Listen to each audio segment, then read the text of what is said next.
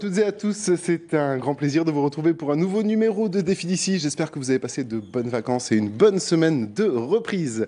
Alors aujourd'hui, nous allons parler de nos compagnons à quatre pattes et moins parfois, et du combat que vous livrez, Diane Moreau, au sein de votre association d'assistance aux animaux du Caillou. On ne parle que de lui et de son nouvel album. En ce moment, il est avec nous, Yarison, qui nous présentera ce nouvel opus et dont nous découvrirons un titre en live. Puis Cigare et Salsa avec Laurent Thomas et son association Cubanea qui nous invite à la rencontre des cultures cubaines et océaniennes. Et enfin, intense et très physique, le squash est un sport qui se porte plutôt bien sur le Caillou. Et c'est une championne, Karine Maréchal, qui va nous en dire plus. Et bien sûr, bonjour à Nia, en mode citrouille aujourd'hui. Mais bon, un peu trop joli pour nous filer la trouille, donc on lui pardonne. Effectivement, les animaux ont des alliés en province Nord. Ce sont les membres de l'association d'assistance des animaux au Caillou, dont vous êtes la présidente, Diane. Quelle est la vocation de votre association ? Alors, c'est la protection animale, hein, c'est-à-dire qu'on essaie de récupérer les animaux, de les stériliser et de les reproposer à l'adoption. On essaie de veiller sur la maltraitance, on conseille les gens et on aide surtout à enrayer la prolifération animale qui est évidemment source de souffrance animale. Et vous dites que vous récupérez principalement les rejetés, les trois pattes, vous les appelez même. Les trois pattes, les abandonnés, les oubliés, les égarés, les galeux surtout. Et puis surtout les bâtards dont personne ne veut et qui bien retapés finalement sont tout mignons, tout gentils. Et puis ils sont tout contents que vous les ayez récupérés, donc c'est les plus mignons quand vous les adoptez. Pourquoi ces animaux se retrouvent chez vous ? Quel est le parcours généralement constaté ?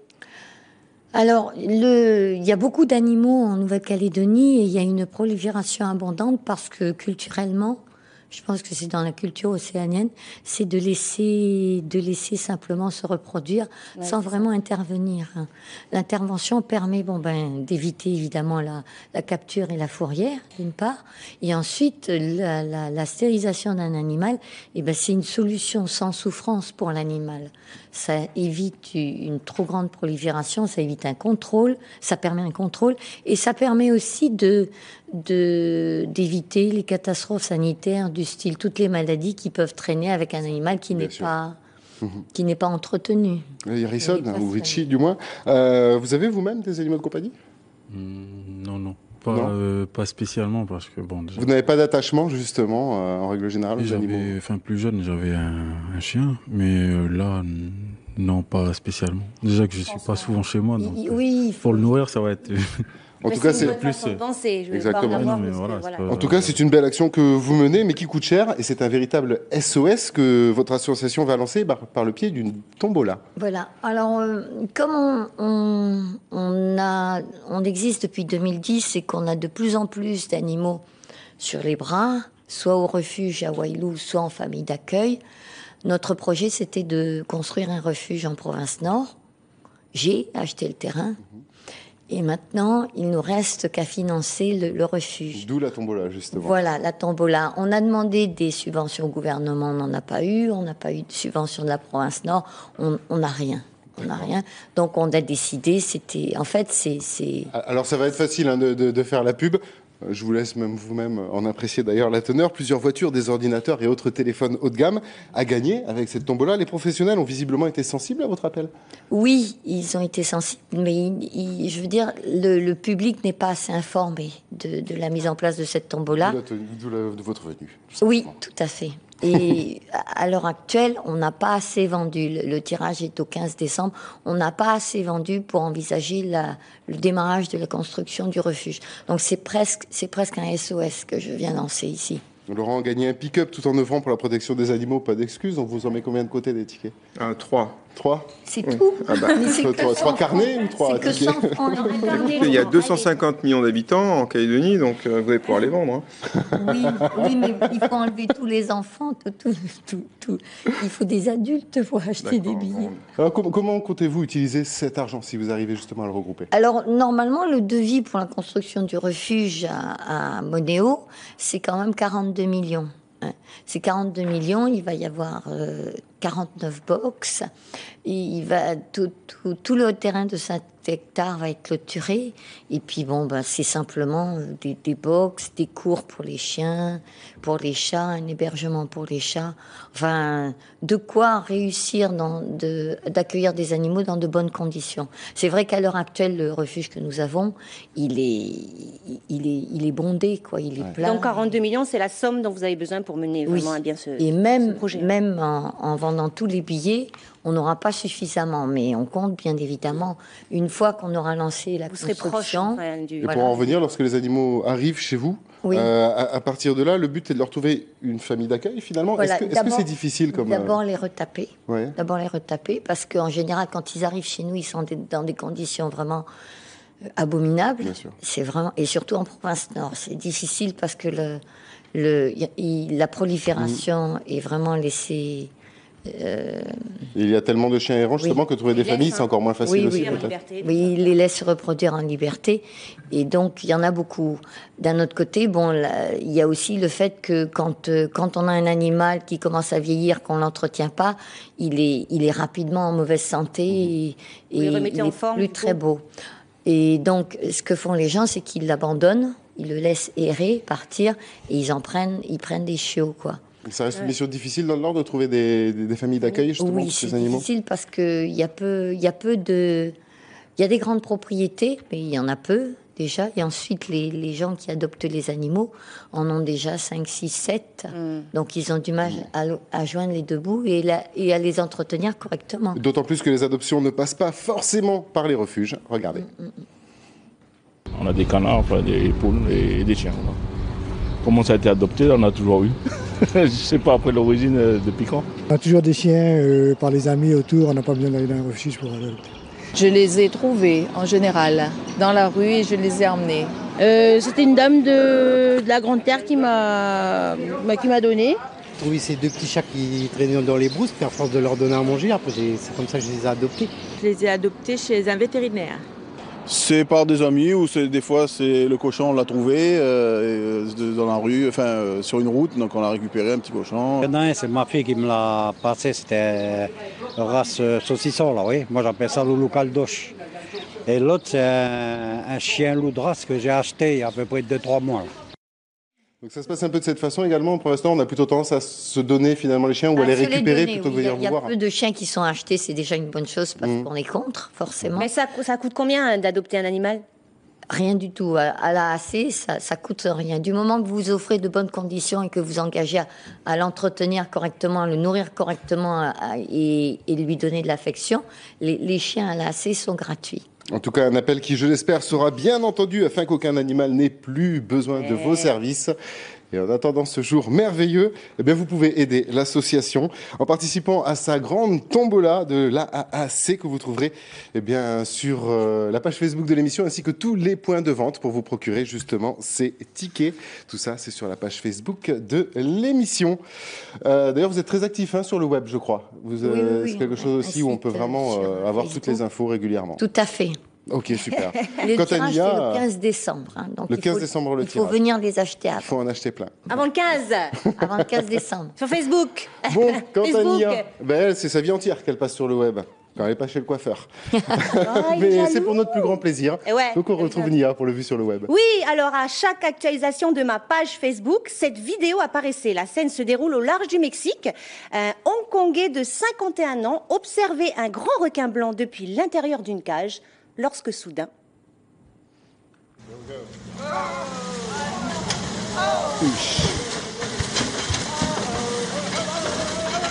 Il est rentré.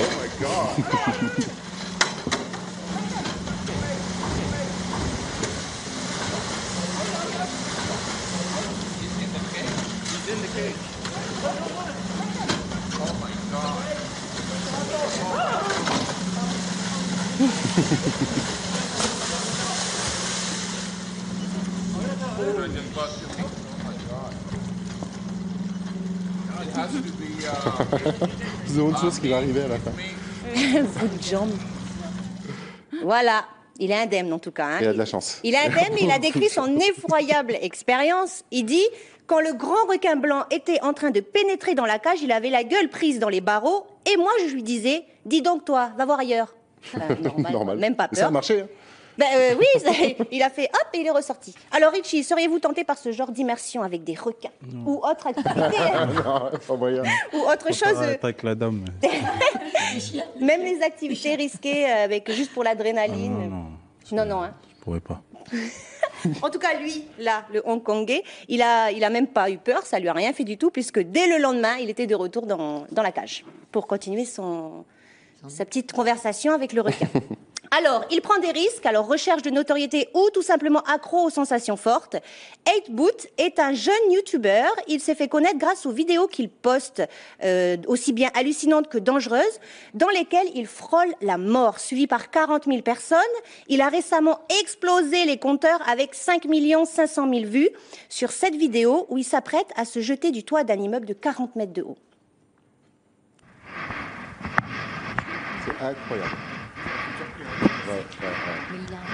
Rien du tout. Regardez. Regarde.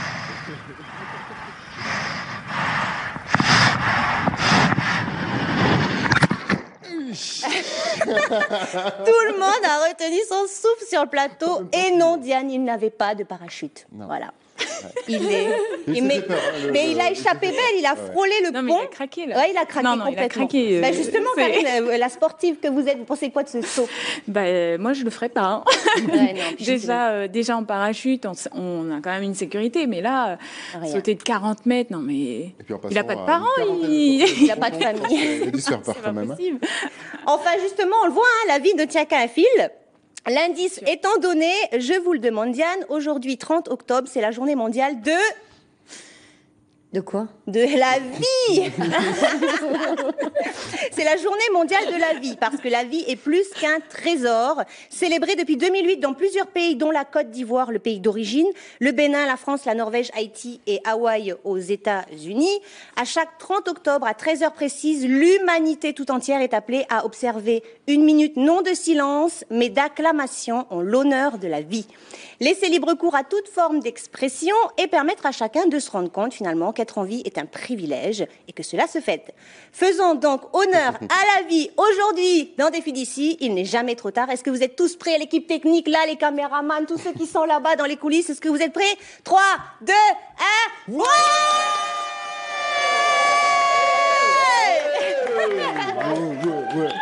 Voilà. Les gars du son, ils vont pour tous les êtres vivants, pas seulement pour les humains. Tous les êtres vivants. Voilà, on est heureux, on est en vie, merci la vie. Alors, vu qu'on est un petit peu chaud, là, on est bien, on est motivé. Laurent, est-ce que vous êtes plutôt farceur ou victime de farce? Non, victime. Victime de farce et de sex appeal et de son sex appeal. Alors, demain, 31 octobre, c'est Halloween. Les farces sont de mise. Action, réaction.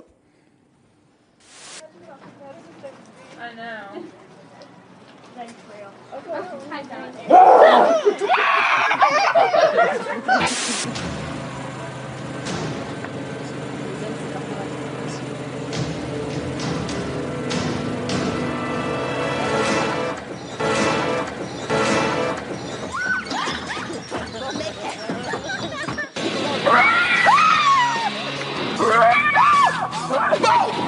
my God!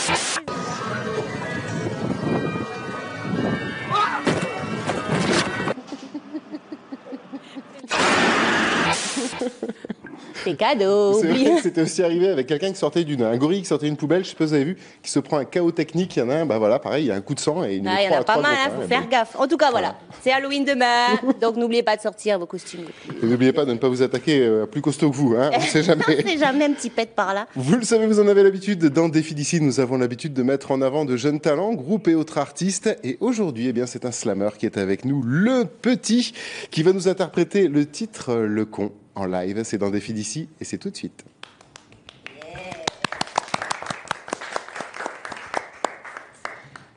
Il existe parmi les hommes une espèce qui diffère, qui depuis la nuit des temps ne fait qu'évoluer.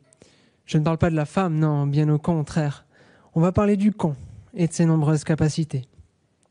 Dans ce texte, le con sera au milieu de tous les sujets. On ne parlera pas forcément d'un con centré. Il y en a peut-être qui les aiment et je ne veux pas vous choquer. C'est très rare et merveilleux quand un con plaît. Je suis un bluffeur dans la vie, mais là je ne dis que la vérité. Et il m'arrive d'en étonner plus d'un et de voir des cons sidérés. J'obtiens même leur confiance et c'est pas forcément gagné. Faut avouer qu'il est rare de voir des cons se fier et se confier. Il existe des cons très droits, on les appelle les contrés. Et les vannes comme ça, je vous conseille de les compter. Les cons n'aiment pas les friandises, et pas comme n'importe quel gugus.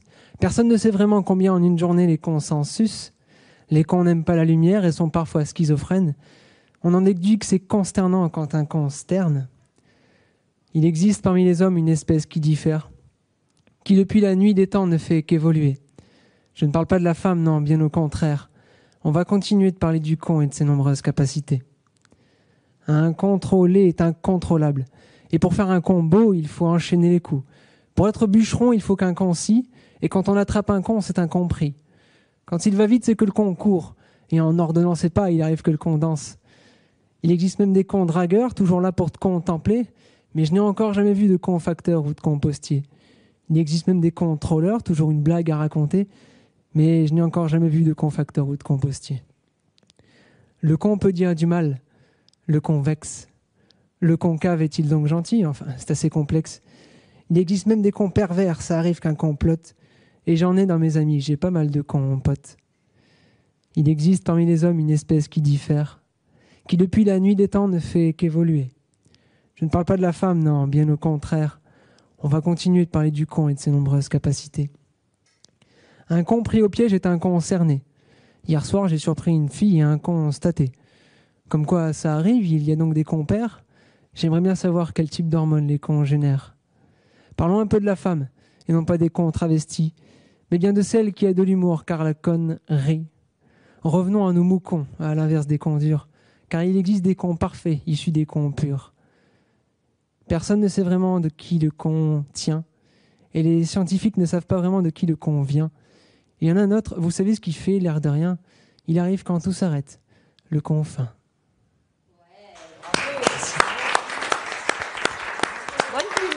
Merci. Un grand merci en tout cas, le petit. Bravo, hein, bien sûr. Alors tout d'abord, une petite question qui me turlupine, comme on disait il y a 100 ans. Pourquoi le petit? Parce que j'ai commencé mes études en études supérieures, j'avais 17 ans, pardon. Et donc du coup, j'étais tout le temps celui qu'il fallait trimballer partout parce que j'avais pas mon permis, parce que voilà, j'étais mineur. Et donc du coup, le surnom le petit est resté comme ça. Resté gravé. Votre talent, lui, est grand, en tout cas, ça c'est clair. Comment vous êtes-vous tourné vers le slam? En 4e au collège, il y a un slammer calédonien, peut-être que vous le connaissez, c'est Laurent Autogali. Il est venu dans ma classe et il a fait un slam comme ça pour nous présenter, parce que c'était le chapitre poésie, fallait faire venir un petit peu des auteurs de partout. Et donc du coup, on m'a présenté le slam et j'ai tout de suite accroché parce que c'est vraiment une façon simple de dire ce qu'on pense. Et voilà, quoi. Il n'y a pas besoin d'instrument, juste un micro. Quelles sont vos aspirations justement en écriture? Pour ce texte-là, je me suis inspiré d'un texte de Grand Corps Malade qui s'appelle Père et Mère, et il fait des jeux de mots avec le mot père et le mot mère. Et donc du coup, je me suis dit, il faudrait vraiment que je fasse un truc pareil, quoi. Et j'ai trouvé comme mot con. Mais la connerie vous exaspère visiblement. Le slam a trouvé son public chez nous autres? Oui, on commence. Je fais partie d'un groupe, un petit collectif qui s'appelle Métislam. Et on commence à faire des petites scènes. On a mis en place le Bill Chase Slam qui s'est tenu cette année.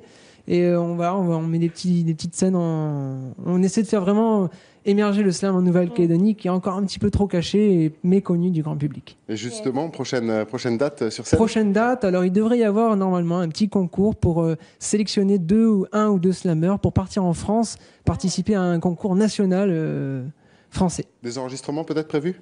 Pour moi, personnellement, je ne sais pas. D'accord, ça marche. En tout cas, nous viendrons vous applaudir la prochaine fois que vous serez sur beaucoup. scène. Et si vous voulez en savoir plus sur le petit et sur son univers, rendez-vous sur la page Facebook de l'émission. Merci encore. Beaucoup. Et on reste dans la musique et non content d'avoir fait un carton avec le groupe Tchada ou encore le Coolnoué Boys Band. Eh bien oui, c'est en solo que se lance Richie alias Yarrison avec son premier album, Qui. Vous aviez besoin de parler de vous, c'est pour ça que vous êtes parti en solo? Parler de vous, je sais pas. C'est plutôt de me faire plaisir un petit peu à titre personnel. C'était plus dans ce sens-là.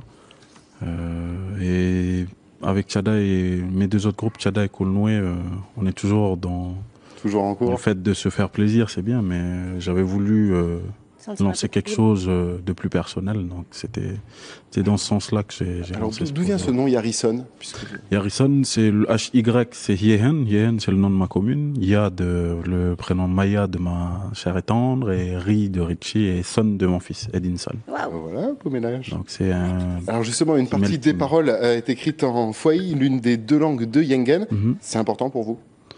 Oui, je pense que on en parlait, je sais plus, c'est il y a quelques temps avec Xavi là, sur vos ondes.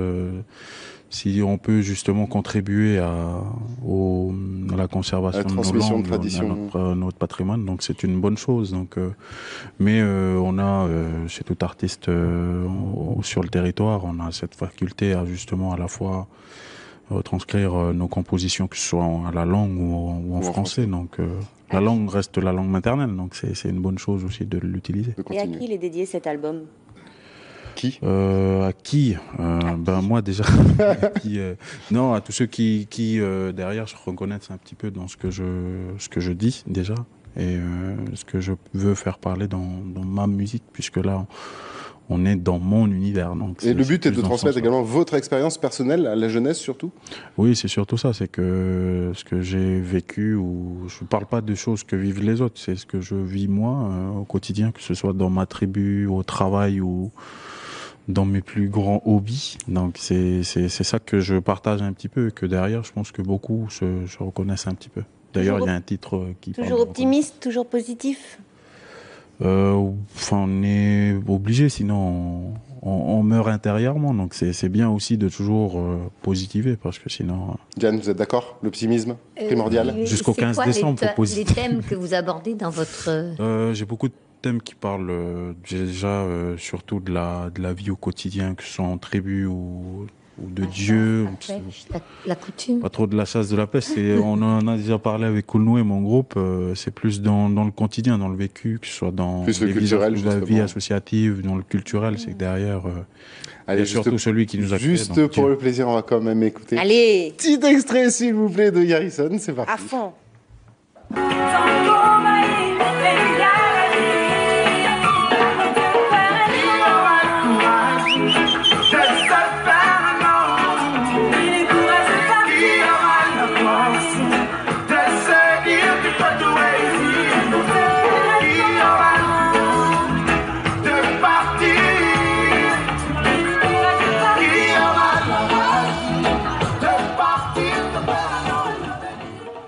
Il y a du monde devant la scène. Il y a du monde derrière aussi. Laurent, vous imaginez un métissage cubano-yarosonien?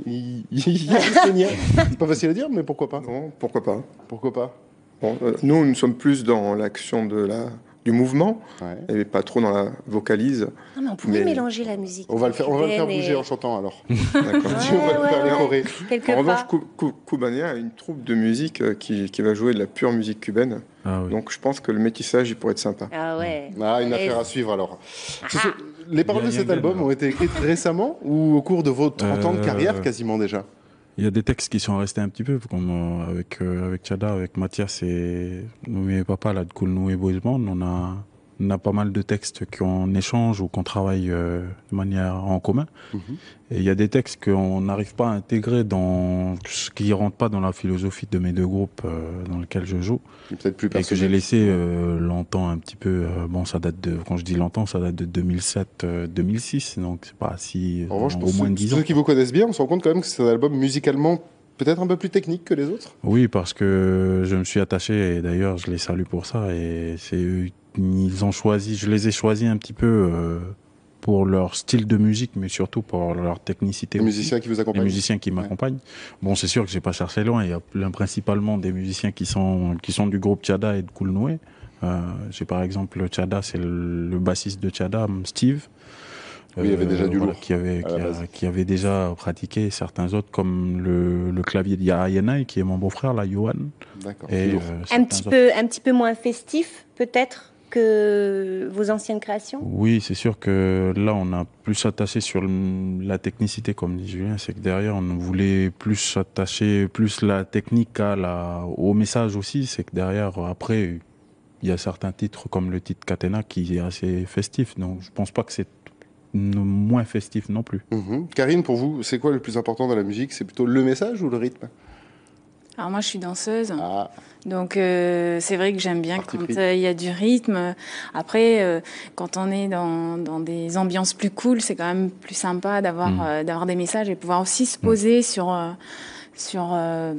sur le fond. Voilà, les musiques love, quoi. On a envie de comprendre les paroles un peu, quoi. Toujours en plein love. Une tournée est prévue pour la promo de l'album? Là, on a commencé déjà, ce live-là, quand on a vu, on était à la place de la Marne. C'était le 8 octobre, il me semble. Et là, prochainement, on a quelques dates qui nous sont proposées déjà, mais on a décidé de bloquer un petit peu pour le mois d'octobre et novembre parce qu'on a l'une de mes chanteuses, là, Lorna, que je vais lancer dans cet album-là, et c'est un petit peu l'un des objectifs aussi de cet album, c'était de faire aussi lancer ma petite cousine là qui chante très bien, et que derrière je voulais lancer, que derrière on est un petit peu bloqué maintenant, on lance l'album et puis derrière c'est ce qu'on avait convenu, on se laissait un petit peu le mois d'octobre et novembre parce qu'elle a les examens du bac là, donc on bloque un petit peu. En attendant d'aller le voir sur scène, achetez-le. Karine, elle avait une question. Le dernier album de Harrison est donc à la vente dans les bacs et un petit peu partout. Et en plus, c'est un petit cadeau pas très cher pour les fêtes. Donc voilà, on y pense. Et ça cartonne, vous l'entendez bien entendu sur toutes les ondes. Et en plus, vous en aurez un petit extrait en live acoustique tout à l'heure avec Harrison, que du bonheur. Et à propos d'argent, comment ne pas parler de la vie chère, forcément. Et cette préoccupation collective touche-t-elle également notre jeunesse? Eh bien, dis bien, c'est penché sur la question et vous allez voir, il y a de quoi faire. C'est parti. Dis bien. Dis bien. Dis bien. Dis bien. Dis bien. Non mais dis bien. Bah ça, c'est super cher ici. Bah avant, avec 1000 balles, on pouvait acheter des tas de trucs. Et puis là, on peut acheter juste un poulet puis une baguette. Il n'y a pas assez. En fait, les prix, ils augmentent petit à petit, mais ils augmentent. Ça devient un peu trop cher. Ben, plus les années passent et plus les prix montent. Ben, on peut plus se permettre de faire des achats entre familles, entre cousines, faire du petit shopping. Voilà, ça devient plus compliqué. Quand on va faire des boutiques, ce qui est rare, bah, on se parle de nos achats, on parle du prix surtout, que ça a été cher. Parce que déjà on est un pays loin, du coup il y a les taxes, tout ça, et puis... Les importations, peut-être que ça a augmenté aussi, du coup eux ils sont obligés de se baser par rapport à ça. C'est vaste. Comme le pays il est en crise, puis il veut gagner plus, puis voilà, ça fait qu'il triche un peu. De toute façon, ils sont obligés d'augmenter les prix pour faire marcher leur commerce. Comme ils veulent gagner, ils veulent juste remplir leur poche, puis nous, on est perdants dedans. Là, c'est pas tellement choc, quoi. T'as nos parents qui suent. Mes parents, ils trouvent que la vie, elle est chère en ce moment. C'est difficile. Bah, les parents, ils gagnent pas forcément beaucoup, du coup, on fait attention à ce qu'on dépense. On n'a pas forcément beaucoup d'argent de poche. Il y a trop de trucs à payer, du coup, voilà. Il n'y a pas assez pour faire des sorties en famille. À Noël, par exemple, parce que c'est à ce moment-là où les gens essayent de garder le plus longtemps des sous pour faire plaisir aux petits. Et là, on se rend compte qu'ils ne peuvent plus faire plaisir aux petits parce que la vie a augmenté aussi. Et puis, les petits, c'est plus le sourire qu'ils avaient avant comme nous. On peut s'en sortir seulement en faisant des manifestations contre la vie chère. On a tout essayé, on a essayé les manifestations, les pétitions, merci, tout, on a tout essayé, mais bon, on verra. Après, il faut voir les personnes haut placées, on va dire. Parce que c'est à eux qu'il faut poser la question. Il va neiger quand les prix vont baisser. C'est un miracle. Eh bien, en espérant voir tomber quelques flocons, d'ici là, je me tourne vers vous, Diane. Vous êtes surprise de voir que les jeunes soient aussi impactés par la vie chère? Ils sont préoccupés parce qu'ils sont consommateurs comme tout le monde, il n'y a pas de raison. Pourquoi est-ce que les enfants ou les adolescents ou les jeunes n'ont pas les mêmes besoins que nous? Ils ont les mêmes besoins que tout le monde. Et ils perçoivent la même augmentation des prix que n'importe quelle famille ou n'importe quel gens qui habitent ce pays. Richie, certains reprennent ce vieil adage, c'était mieux avant. C'est également votre avis? C'était moins cher avant. Je sais pas si c'était mieux avant, mais en tout cas, il y a des choses qui, oui, ça c'est sûr, on a bien conscience et on est bien conscient de ça, c'est que derrière, il y a beaucoup de produits aujourd'hui qu'on trouve assez cher. Bon, je suis du Nord, donc ça commence à un prix ici, ça arrive à un autre prix plus important là-haut. Je vous dis pas quand il est parti, au prix où il est parti, ça avait rien à voir. Oui, c'est vrai que oui. Si c'était mieux avant, oui, comme ça, oui. Là, les vieux, ils peuvent sourire pour se dire, ou ceux qui sont déjà partis peuvent se dire, bon, on est bien là où on est parce que sont en train de ramasser. Alors Laurent, pas mal de ces jeunes ont même de l'empathie envers la situation de leurs parents. ne devraient pas penser à ça à leur âge? Comme tous les consommateurs, quand c'est abusé, il faut le dire. Voilà, donc le droit est fait pour être respecté, mais toutes les lignes ne sont pas droites. Donc moi, j'engage tous ceux qui pensent que c'est abusé à se renseigner via les réseaux sociaux, via Internet, et puis à faire venir la CAM directement, payer ses taxes. On fait rentrer la fiscalité calédonienne et on évite d'engraisser les gros. Et ça marche très bien. Et il faut l'expliquer aux jeunes. Oui, voilà. C'est-à-dire que vous allez maintenant, les plateformes d'achat en métropole, que ce soit Amazon ou autre, pourquoi elles font fureur? Parce qu'il y a de moins en moins d'intermédiaires et donc on paye un produit qui va coûter un bras ici, on va le payer... Deux doigts ici, deux doigts. Voilà. Karen, on sent que la vie chère est une fatalité, même pour certains d'entre eux. Et certains d'entre eux trouvent même des excuses à cette situation. Comment vous expliquez le fait qu'ils baissent déjà les bras? Les taxes sont trop élevées. Donc, après, que ces jeunes n'aient presque plus d'espoir que ça change, ça fait peur un peu aussi. Oui. Comment vous dire? C'est le reflet de ce qu'ils pensent, après. Peut-être ce sont les parents qui se plaignent trop, ou qui ne donnent pas l'exemple, Ils sont dans un modèle. Voilà. Donc il faut sortir du modèle. Aujourd'hui, on veut que tout le monde soit dans un moule. Nous sommes vivants. C'est quoi? C'est la journée de la vie. Voilà. Donc nous sommes, en gros, pour résumer, nous sommes donc des moutons.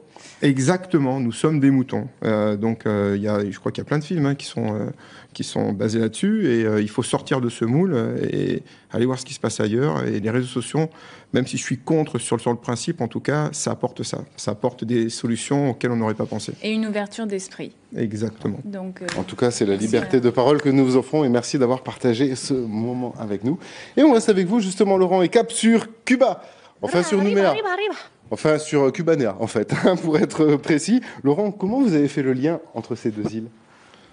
En fait, déjà, quand vous regardez sur une carte à quoi ressemble la Nouvelle-Calédonie et Cuba, c'est une forme de cigare allongé. Voilà, tout simplement. Sauf que la Calédonie, c'est un petit Cuba. D'accord. Et ensuite, quand vous remontez dans l'histoire, l'histoire, elle est presque similaire. Il y a eu une période dite colonisée, où sont arrivés plusieurs colons, et donc le métissage a fait qu'aujourd'hui, il y a une population très cosmopolite avec une culture très métissée. À l'origine de votre association, en fait, il y a eu une troupe qui s'est lancée un défi. Exactement. Donc en 2015, on s'est dit pourquoi on n'irait pas faire une compétition de Roeda en Australie, puisque on avait été invité par El Moro, qui est le président de cette compétition. Donc on a fait les auditions, on a constitué une troupe, une quinzaine de danseurs, on s'est entraînés comme des malades, et puis quand on a été là-bas, ça a fonctionné. Voilà. Dis donc. Donc Laure, en 2015. Ça, c'était de 2015. Et donc on s'est repréparé pour le concours de cette année. Donc on en revient, c'était ce week-end. Donc on était champion numéro 2. Voilà. Bon, je sais que vous avez quelque chose à dire là-dessus. Ah oui, là j'ai quelque chose à dire. Non, il y a quelque chose à dire. Ce qui est bien, c'est qu'on va traduire après pour nos amis anglo-saxons en espagnol également. Donc on s'est fait voler. Il y a une injustice et donc il faut que ce soit réparé. N'importe comment, mais il faut que ce soit réparé. Bon, comme quoi il n'y a pas que dans le foot. Vous en avez profité d'ailleurs pour faire un petit passage du côté de Cuba. Qu'en avez-vous rapporté artistiquement parlant dans un premier temps? Donc en fait, le projet Cubanea, même si on va en parler après, c'est quand même d'être les ambassadeurs de cette culture. Il n'y a pas que la danse, il n'y a pas que la musique. Et la meilleure façon de pouvoir en parler, c'est d'aller là-bas. Parce que moi, je peux vous en parler, vous allez avoir le son, mais rien ne vaut d'avoir l'image et puis les odeurs. Et bien justement, le son et l'image, c'est parti, c'est ça la télé, magie de la télé. Vous voyez.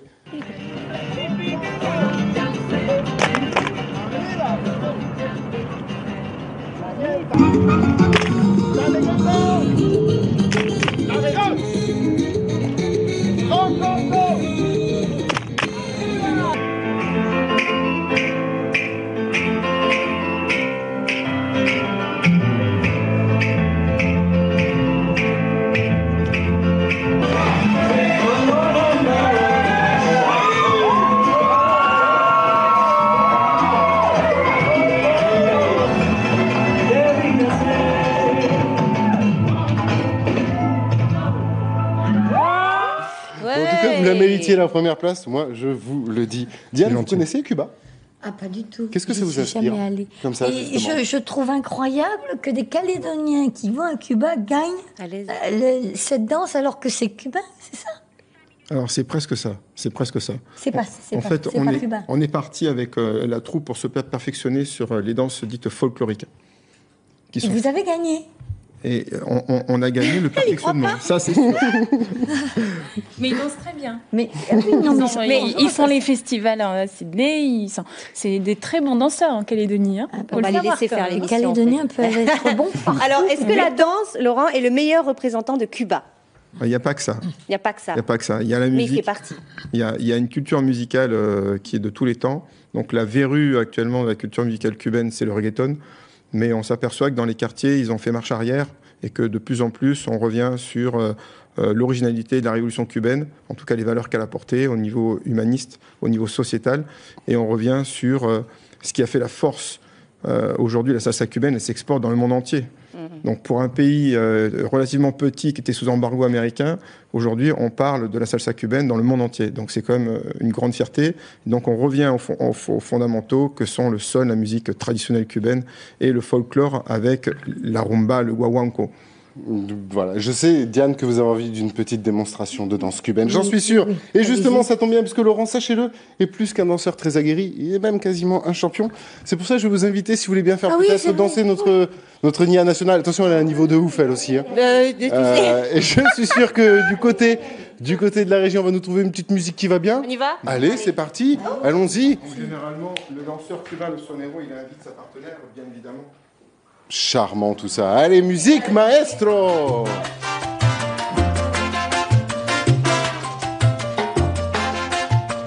Aïe, aïe, aïe! Aïe, aïe, aïe! Comme on dit là-bas.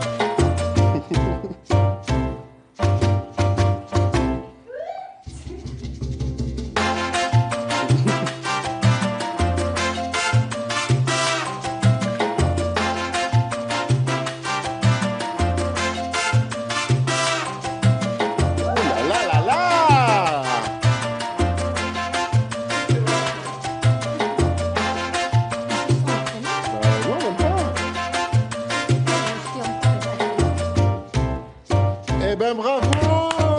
Merci! Oh là là là là. Harrison, vous dansez un peu la salsa? Allez, on y va. Allez, on y va, c'est parti, on relance la musique. Non, je plaisante. Alors, au-delà de la danse, c'est désormais bien toute la culture cubaine que vous désirez mettre en avant. Exactement. C'est vraiment le maître mot du projet, c'est de faire connaître la culture cubaine sous tous ses angles. Donc avec un festival en 2017. Avec un festival en juillet 2017. D'accord. Quelles sont les portes d'entrée, en fait? Quelles sont les portes d'entrée? Attends, Julien, il y a un truc qui se passe là. On va y revenir. À Nouméa. En juillet. Voilà.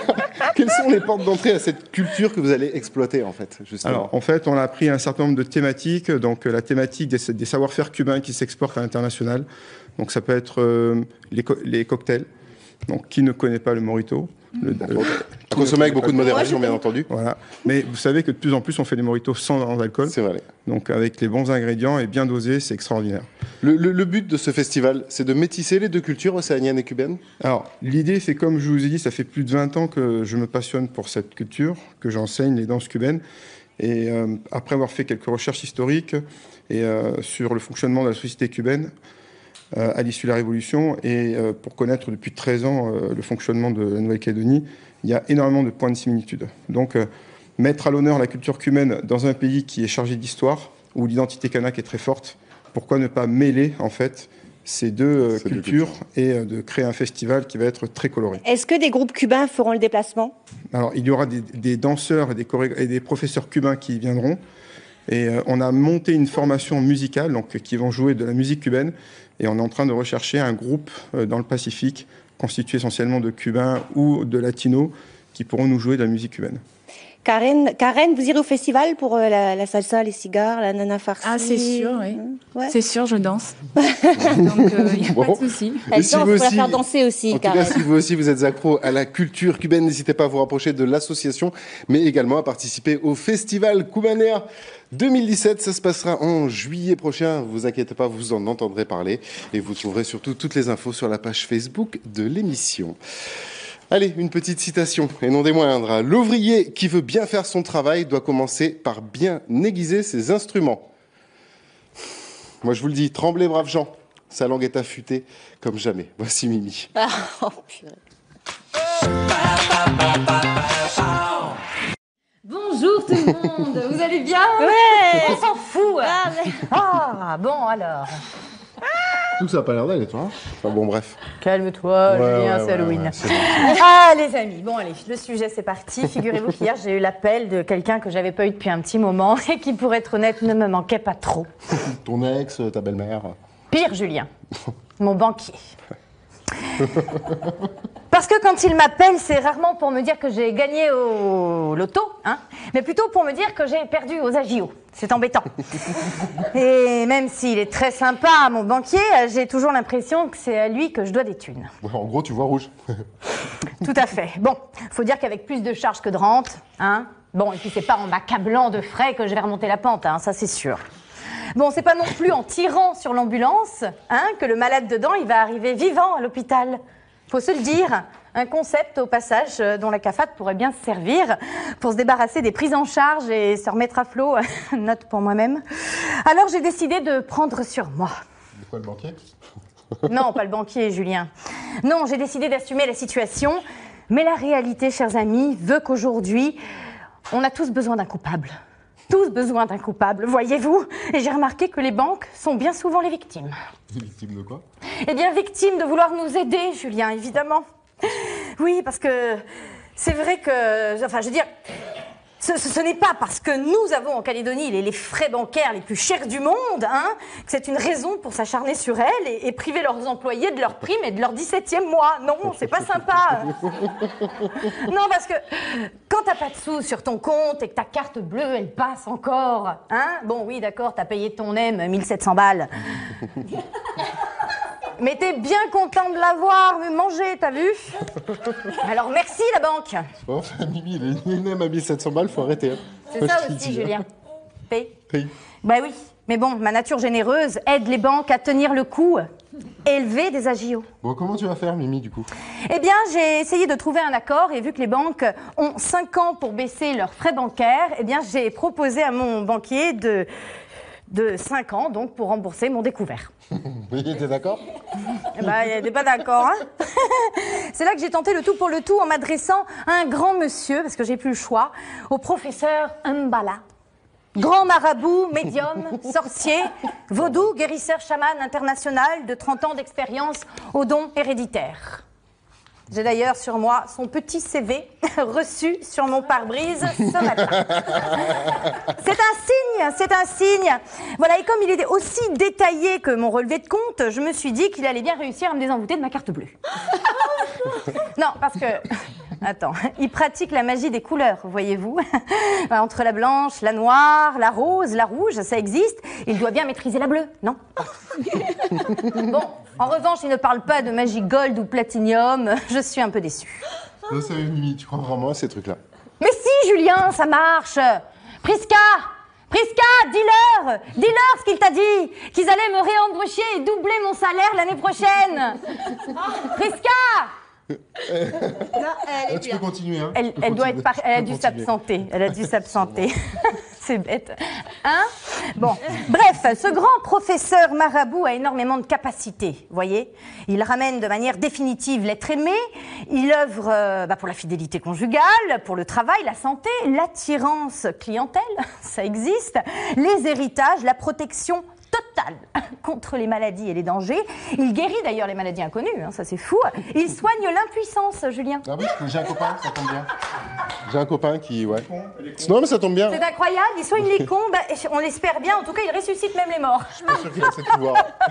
Voilà, donc, oui, donc c'est pas mon petit découvert de 200 000 balles qui va lui poser un problème, il a bien une petite formule magique, n'est-ce pas, pour me ramener toutes les thunes que j'ai dépensées cette année. Bien, et si vous voulez faire comme moi, hein, c'est très simple, il suffit de lui communiquer votre numéro de compte, voilà, et s'il est emboucané comme le mien en ce moment, ce compte, eh bien il propose tout simplement de le nettoyer pour recommencer à zéro. C'est plutôt sympa, non? Moi je suis sceptique, hein. Excuse-moi Mimi, moi je reste sceptique. Sceptique, comme la fausse, oui, Julien? Forcément. C'est sûr, le sujet sent pas bon. Oui. Non, parce que, excuse-moi, mais si on fait confiance aux banques, je vois pas pourquoi on douterait des capacités de monsieur Mbala. Tout simplement. Mais du coup, tu proposes quoi pour les agios? Bah, pas grand-chose, juste que je crois, Julien, que peu importe le choix d'accepter ou pas les AJO, dans tous les cas, pour vous donner une image bien concrète, c'est un peu comme faire une coloscopie. Oh. Bah ah oui, oui, oui. Oh. Ouais, bête. Oui. Avec ou sans anesthésie générale, de toute façon, ta dignité, elle s'est fait mal. Voilà. Aïe. Ils ont dû oublier un morceau. Non, merci Mimi.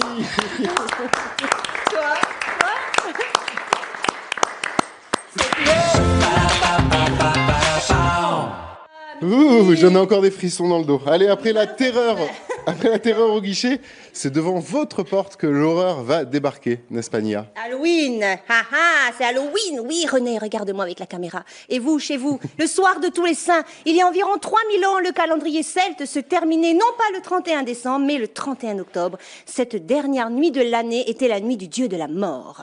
Le 31 octobre, veille de la Toussaint, les fantômes rendent visite aux vivants. Alors, pour leur faire peur, il faut s'habiller avec des costumes effrayants, se réunir et faire la fête. Halloween est aujourd'hui célébré principalement en Irlande, en Grande-Bretagne, aux États-Unis, au Canada, en Australie, Nouvelle-Zélande, en France et chez nous.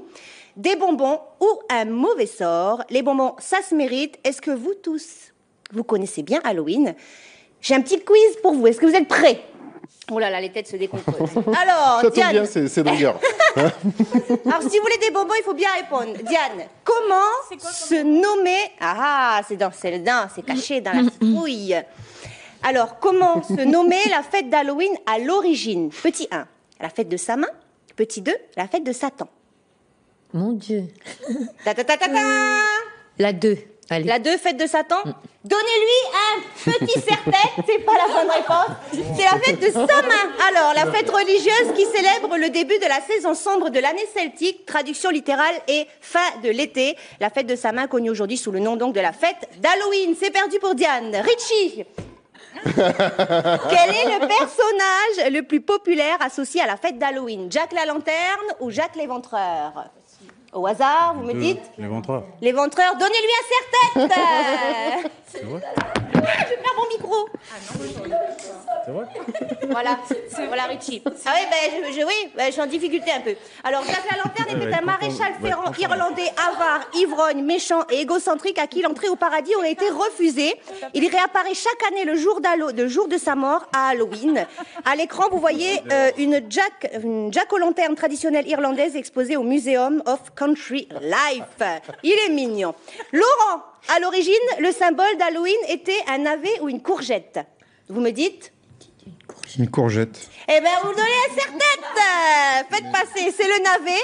Le navet creusé contenant une bougie pour commémorer la légende de Jack la lanterne. Et de nos jours, c'est donc la citrouille évidée, éclairée de l'intérieur, toujours avec une bougie dans laquelle le visage grimaçant de Jack est représenté. Et la dernière... Karen, lequel de ces aliments n'est pas associé à la fête d'Halloween? La pomme d'amour ou lequel est associé à la fête d'Halloween? La pomme d'amour ou la poire belle Hélène? Est-ce qu'il y en a une qui va garder sa dignité sur le plateau? Alors, c'est quoi lequel de ces aliments est associé, à la fête d'Halloween? La pomme d'amour ou la poire belle Hélène? Allez, on va dire la poire. La poire belle Hélène? Eh ben, j'ai plus de serre-tête, elle a pas donné un serre-tête, mais c'est pas possible, ça! Alors, c'est la poire d'amour, elle a raison, Diane. Cette confiserie est bien associée et dégustée même à la fête d'Halloween en Grande-Bretagne et en Australie. Ils l'appellent la toffee apple. Pourquoi? Eh ben, simplement par choix. Plutôt que de donner des bonbons aux enfants, ils préfèrent leur offrir une pomme d'amour. Noire ou rouge, ils sont trop beaux. Alors, Julien.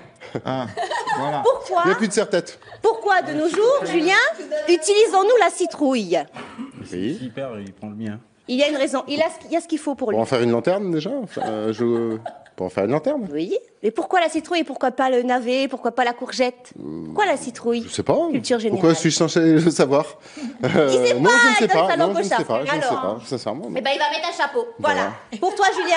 Alors, cette fête a été importée aux États-Unis par les immigrants irlandais voulant perpétuer la tradition de la dite lanterne.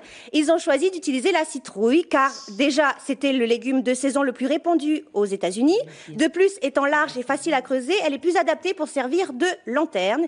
Et pour pour finir, sa couleur orange participe bien sûr à son succès. Tu dormiras moins bête, mon Juju, ce soir. Oui. Et le noir orange te va tellement bien, mon Juju. Bon, merci en tout cas à tous d'avoir joué le jeu. Vous êtes beaux, vous pouvez garder ça jusqu'à la fin de l'émission. Ou même jusqu'en décembre, hein, si vous voulez. Vous le gardez. Ils me disent à l'oreille. Voilà. Faut le garder. Cela dit, Même Julien. on va peut-être faire en sorte qu'il ait un peu plus de crédibilité. Richie, je t'invite à enlever ce serre-tête pour pouvoir rejoindre la scène des filles d'ici.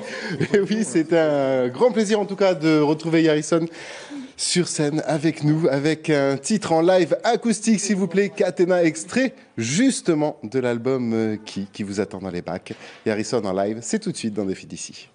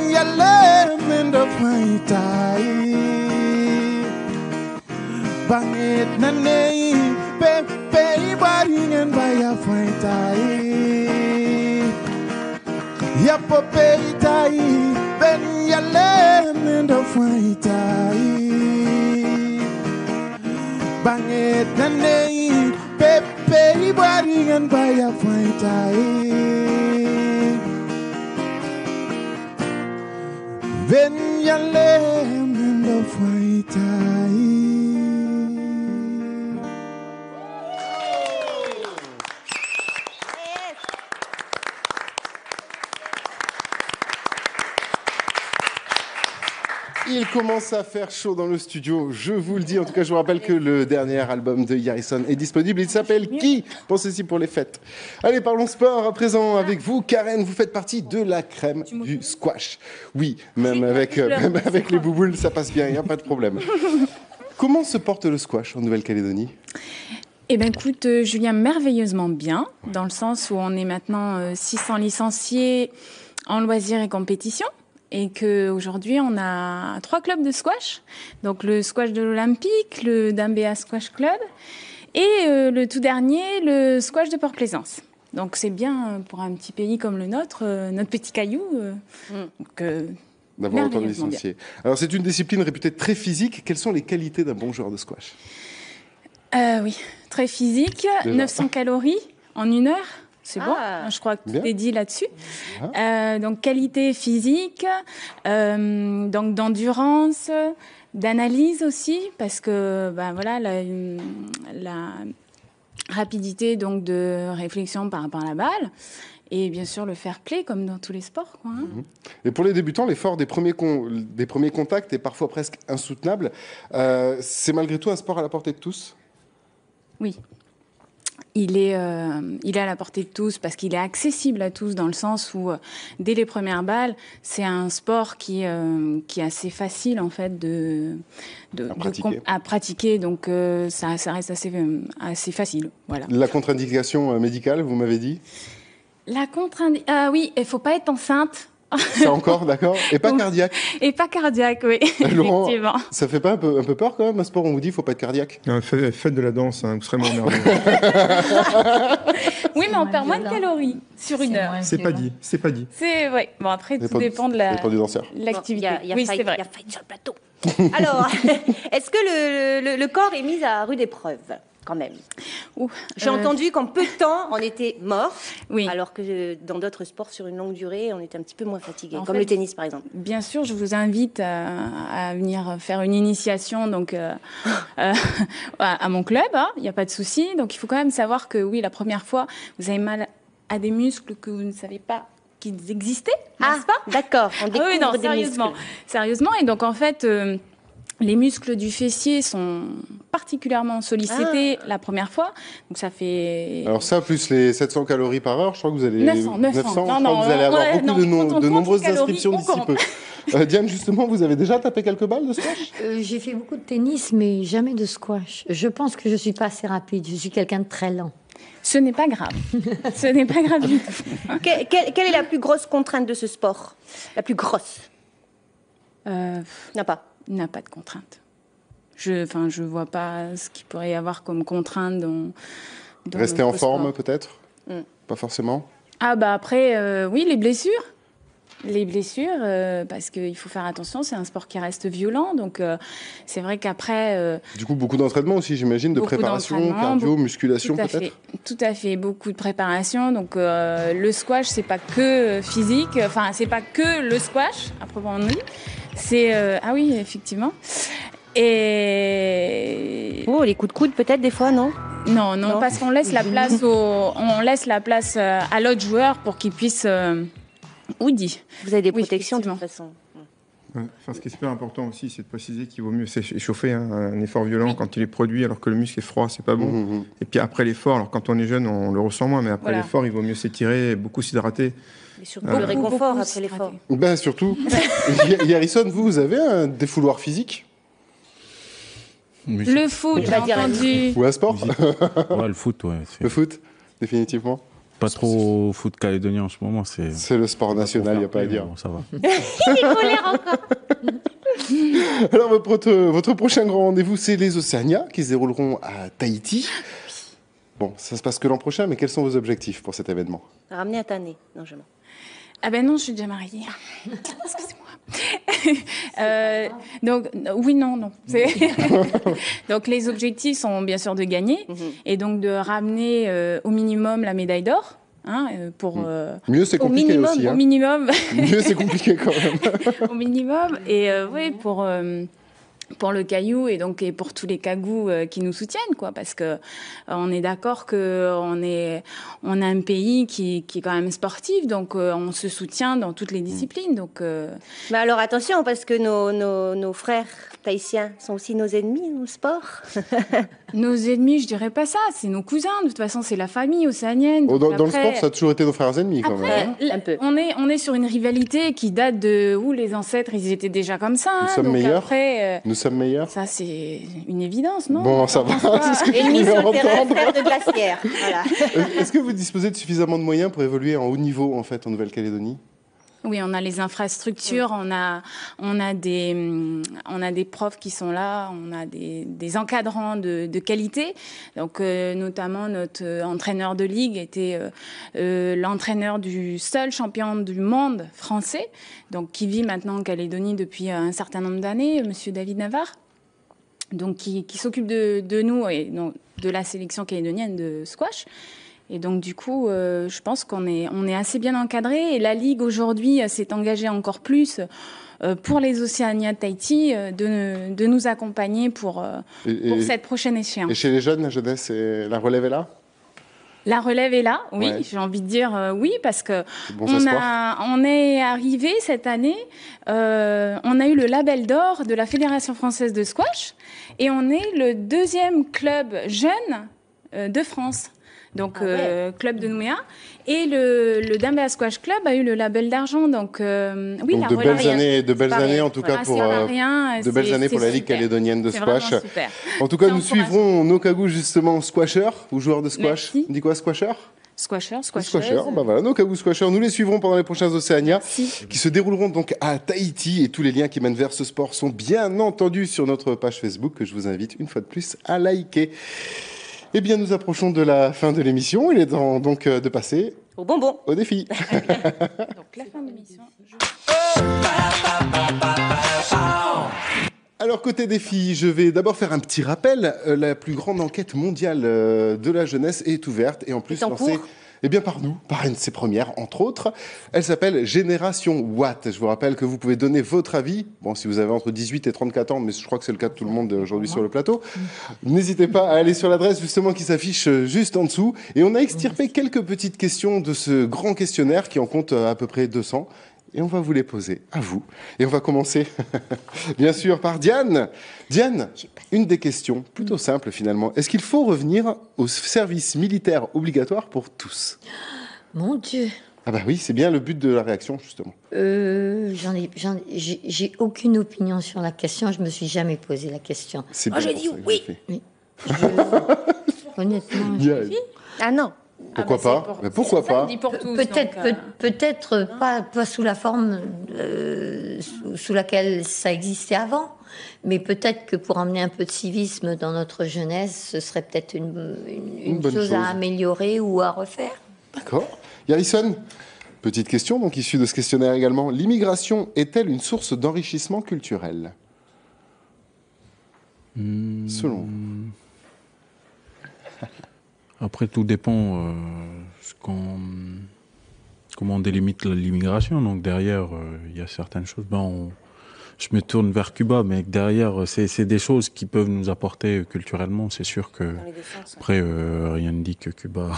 Donc ce n'est pas l'immigration n'est pas qu'un mauvais mot. Les Cubains sont des immigrés, mais derrière, c'est pour ça que je dis bien qu'il faut bien délimiter la notion d'immigration pour bien justement savoir ce qu'ils peuvent justement nous amener aussi au niveau. Mais on apprend toujours de l'autre, donc c'est toujours une bonne chose de pouvoir. C'est vrai en plus dans un pays où le métissage prédomine.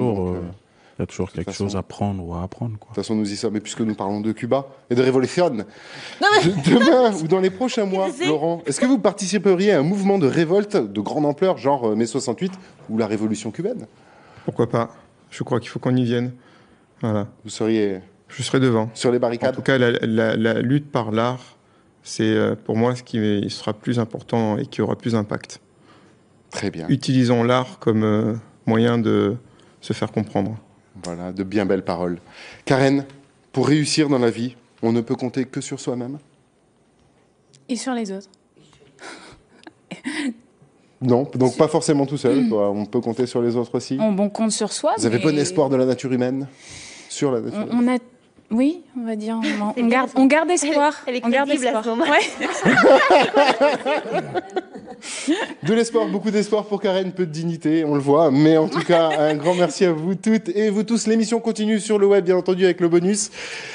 Eh bien, je vous souhaite une très bonne semaine. Je vous donne rendez-vous dimanche à 17h30 pour un nouveau numéro de Défi d'ici, quoi qu'il arrive, en toutes circonstances. Gardez le sourire. À la semaine prochaine. Merci.